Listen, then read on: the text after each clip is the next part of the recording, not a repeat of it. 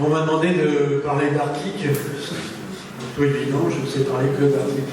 Donc en général on me met, puis on enlève au bout de 5 minutes, 10 minutes, ça là. Et là c'est pour vous donner les dernières nouvelles.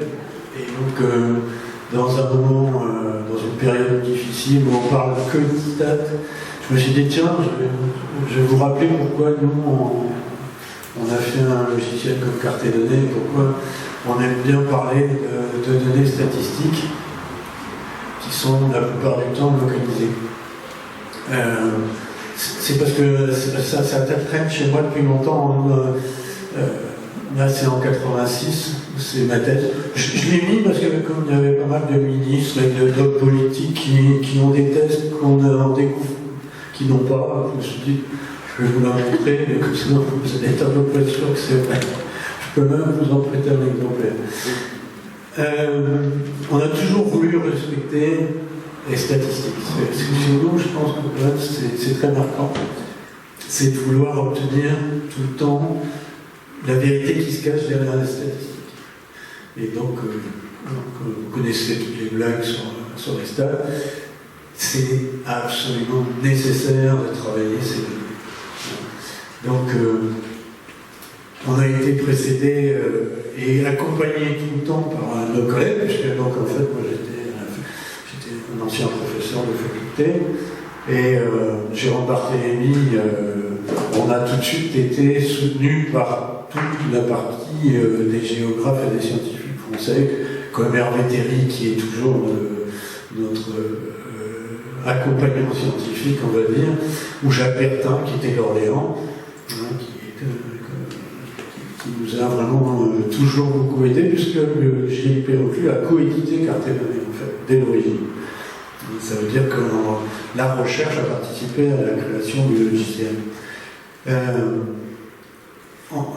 Il y a une approche scientifique, hein, et puis ça serait bon d'ailleurs dans ces périodes-ci que même les journaux et les médias en parlent de temps en temps. Hein.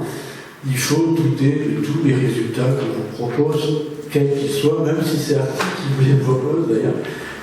Il faut douter, il faut les voir ailleurs, il faut se dire, mais si on met une autre variable, si on analyse ça d'une autre façon, etc., il faut toujours douter des résultats, il faut toujours faire attention aux premières expériences qu'on fait, parce que là, franchement, on tombe sur le waouh du début, et donc il faut se dire tout le temps, qu'est-ce que j'ai pas encore fait. Après, avec l'organigramme, vous pouvez regarder toutes les facettes d'un sujet, quoi. Vous pouvez très clairement regarder si vous avez oublié une variable, en ajouter une autre, c'est quelques millisecondes, et ça vous apporte souvent des vues extraordinairement plus riches et plus complètes. Et après, il faut rester très humble. On a un outil qui est fabuleux, mais c'est les bonnes réponses, c'est vous, les utilisateurs, qui les avez quand vous êtes en train d'utiliser Carte et Données. Quand vous faites l'Excel, c'est pas le spécialiste d'Excel qui trouve les résultats, c'est celui qui sait les lire, qui sait lire ce qui est révélé au fur et à mesure. Alors, il y a un d'entre vous, là, au dernier regroupement qu'on avait fait ensemble, qui m'avait demandé, mais pourquoi vous avez 30 ans, pourquoi vous n'êtes pas 200, et puis pourquoi vous ne faites pas 20 millions de CA? Clairement, c'est le marché de la géo-intelligence est encore minuscule. Hein. Alors là, c'est un chiffre que j'ai moi-même été chercher. Il est quand même imprécis, hein, parce que donc, quelques millions. Mais on voit que c'est minuscule par rapport au marché de la BI, qui est. Les chiffres sont vieux d'ailleurs, parce qu'il n'y a pas beaucoup mieux sur le marché aujourd'hui, en France en tout cas. Et là, c'est 14 milliards en 2014, donc aujourd'hui, c'est probablement le double, au moins. Donc on voit bien que c'est 1000 fois plus petit que la BI.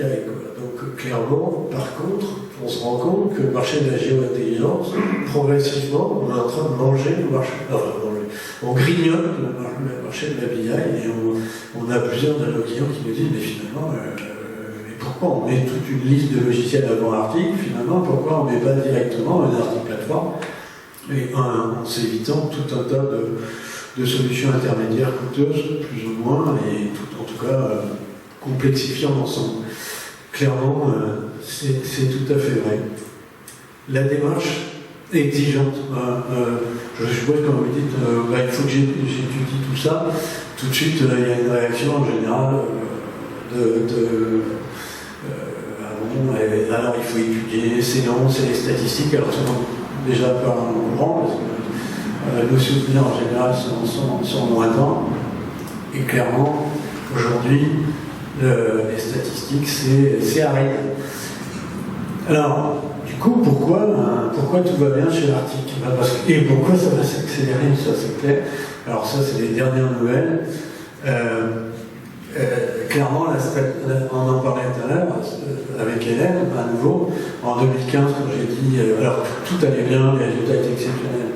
Si on ne fait rien dans 3-4 ans, on est mort, écarté de nez avec, c'était une surprise. Et donc, c'est clairement Arctic Plateforme. Alors là, par contre, c'est eux qui ont trouvé, Nicolas, Hélène et Jérôme, et clairement, on modifie l'offre complètement et puis l'ont rendu beaucoup plus actuelle et beaucoup plus performante.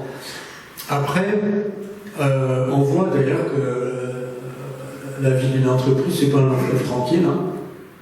Et en général, ça monte et en général, des fois, ça descend aussi. Et à chaque fois, il y a une explication. Ici, on devait être là en 2020.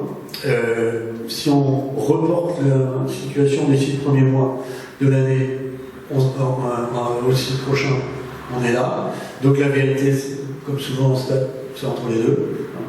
Donc ça sera quand même un très bon résultat. Et surtout, ce qu'il y a, c'est que nous, aujourd'hui, on se retrouve avec un plus de 2,5% par rapport à l'exercice aux 6 mois de l'année dernière. On est rare dans ce cas-là, clairement. Et puis donc, on y reviendra aussi. Notre trésorerie a fait un bond extraordinaire, mais là, par contre, je suis pas. Enfin, Arctic n'y est pas pour grand-chose, et tout à l'heure, on pourra parler, et je donnerai la parole aux représentants de Turin Capital, qui ont fait que du coup, on change de braquet, clairement. On l'a entamé il y a 4 ans, et la conclusion est arrivée en plein 15 jours après le début du confinement. Donc il a fallu quand même qu'on ait un peu de volonté de le faire. Clairement, bon, si ça marche aujourd'hui, c'est la décision de 2015 de tout changer et de continuer à maintenir un effort de R&D qui représente quand même 30% du CA. C'est monumental pour une petite boîte. Hein. C'est quand même très important. Aujourd'hui, on est 45 et clairement, il y a 10 à 15 personnes selon les moments qui travaillent sur la R&D, ce qui est vraiment beaucoup. Là, il y a une petite partie d'ailleurs, on a fait une photo vite fait à l'époque, mais c'est clair que c'est aussi grâce à eux qu'on est là aujourd'hui. Puis c'est grâce à vous, parce que bon, clairement, on a des clients fabuleux. Vous êtes des clients fabuleux. Et d'ailleurs, on représente le groupe tout à fait, et les intervenants, vous verrez, c'est extraordinaire. Moi, je prends un plaisir fou à écouter. Ça nous donne une pêche mais absolument incroyable. J'ai des tas de souvenirs d'interventions comme ça chez Arctic, de nos clients, c'est formidable. Quelques-uns qui sont arrivés récemment, et puis le tout récent, c'était hier, bravo Hélène, bravo Nico, un très gros marché dans le Medler, une très belle affaire, et ça c'est tout nouveau, c'était un peu prévu mais pas plus que ça. Et donc, aujourd'hui, on a vraiment l'ambition d'être le représentant européen de la géo-intelligence. On a les moyens pour ça. On a pris la place en France. Maintenant, il reste à concrétiser au niveau européen. Clairement, on a mis en place 2 stratégies. Une stratégie de gros sprint avec Jeff Mignon de Pentaloc, boîte qui est à Orléans, mais Jeff, ils ont racheté la boîte de Jeff qui est là, et on se connaissait déjà avant. Et en fait, lui, il est à New York, donc il a fallu qu'on bosse avec lui pour redéfinir la prise de décision chez Arctic pour qu'elle soit plus collective et qu'elle fasse appel à un... Et donc je vous encourage à jeter un œil sur ce que c'est le Grospin. Et si vous voulez en parler, Jérôme Huyot et le monsieur Grospin chez nous, ou Nicolas Cortéron. On a aussi pris une agence. Donc là, c'est Julien Hatton, et du coup, lui, il est à Londres. Alors, moi qui ai un problème avec les anglophones, c'est quand même énorme. On en a un à Londres et l'autre à New York. Mais bon. Et là, on est donc en train de totalement revoir notre communication, parce que c'est vrai que c'était des choses qu'on avait un peu... Enfin, on n'avait pas mis ça à l'échelle internationale. Clairement aussi, on a pris une décision énorme, c'est de faire travailler René Coates, un ancien de chez IBM, pour développer la vente indirecte. Et on a pris la décision énorme de créer un réseau de distribution indirecte, ce qu'on n'avait jamais fait jusqu'à présent. Parce que maintenant, les réseaux, les ESN et nos collègues éditeurs ont largement les moyens d'expliquer la géostatistique comme on le fait chez nous, tout aussi bien. Et par contre, on a une stratégie qui est très stricte et très déterminée pour que cette distribution indirecte se mette en place avec succès. Donc du coup, on a nommé Audrey. Alors, j'ai retrouvé une photo d'Audrey. Récente. Tout récent. Voilà. Et donc, on s'est privé de notre meilleur commercial pour que du coup, nos partenaires aient la meilleure chez nous pour pouvoir construire une relation qui soit surtout rentable. Parce que clairement, on a pu s'en rendre compte. C'est très intéressant pour nous de laisser une grande partie de la rémunération pour pouvoir en fait se démultiplier et travailler avec les revendeurs, avec quelques revendeurs qui ont eux-mêmes des dizaines et des dizaines de clients chacun. Donc en fait, on n'est pas là par hasard. Hein. Clairement, j'ai l'impression d'ailleurs que celle-ci est encore revenue. Donc clairement, je l'ai enlevé plusieurs fois, pourtant déjà. Donc après, bon, je suis analyste, hein, je suis économiste, donc du coup, ça fait 4 ans que j'avais prédit que ça irait très bien à un moment. Enfin, une crise de type signe noir, je ne sais pas s'il y en a qui font de la bourse. Le truc qu'on n'attend pas, qu'on ne comprend pas, bon, on l'a bien eu. C'était pas tout à fait celui que j'avais anticipé, mais en tout cas, je suis bien content aujourd'hui d'avoir la trésorerie que vous avez vue tout à l'heure, et surtout des fonds propres à cet auteur-là, qui s'ajoutent à ceux de l'Arctique. Et donc, clairement, c'est grâce à Turenne Capital. Et donc, je vais demander à Vincent de raconter un peu comment, de présenter Turenne. Et puis, si, par contre, il est rangé où j'ai un Mac. Je m'explique pourquoi. Je suis totalement incompétent sur le PC. Bonjour à tous. Je suis donc Vincent Maison-Haute et je représente donc Turenne Capital et je suis accompagné aujourd'hui de Camille Bélanger qui m'accompagne. Je vais essayer de faire très rapide, mais l'objectif c'est de vous dire un tout petit mot de qui est Turenne en vraiment 3 minutes et puis de vous dire pourquoi on a décidé d'accompagner Georges-Antoine et Hélène dans cette nouvelle aventure et dans cette basculement pour les prochaines années. Donc, Turenne Capital, c'est un fonds d'investissement. Notre métier, pour faire très simple, il y a quelques chiffres, mais on est une 60aine de collaborateurs, donc nous aussi on est une PME. Et notre métier, c'est d'investir auprès des PME pour accélérer la croissance. Donc il faut retenir, c'est vraiment notre métier, c'est d'aller investir dans des PME qui cherchent à faire de la croissance et à leur donner les moyens de pouvoir faire cette croissance. Voilà. Donc on est un groupe indépendant, donc on est entièrement indépendant de tout groupe. Et aujourd'hui, pour vous donner un autre chiffre, on a à peu près 200 participations. Donc on a effectivement un panel large de PME qu'on accompagne sur tout le territoire français. Voilà. La suite. Donc notre présence forte en région, ça on peut le passer, c'est pas le plus important, je vais faire plus rapide. On a quelques expertises d'investissement sectoriel dans l'univers de la santé, de l'hôtellerie, du digital, mais aussi de l'innovation. Évidemment, l'innovation fait partie de la stratégie intégrale de Turenne Capital, de pouvoir investir sur des PME dans le logiciel, dans l'innovation technologique, dans tout ce qui touche de manière ou d'une autre, effectivement, à l'innovation. Voilà.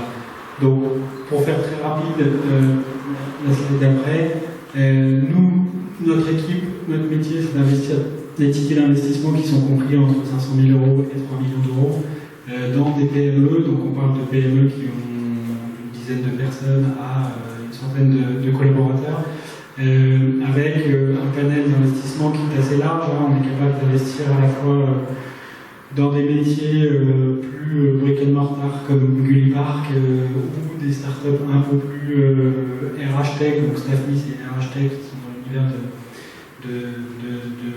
du RH. Voilà, donc notre métier, encore une fois, c'est vraiment d'accompagner les entreprises. Maintenant, je vais passer au plus intéressant. Donc on a rencontré Georges-Antoine et Hélène il y a presque un an maintenant. Et effectivement, on a closé l'opération après le début du confinement, donc ce qui est quand même assez atypique, et je pense qu'on a tous appris pas mal pendant cette période.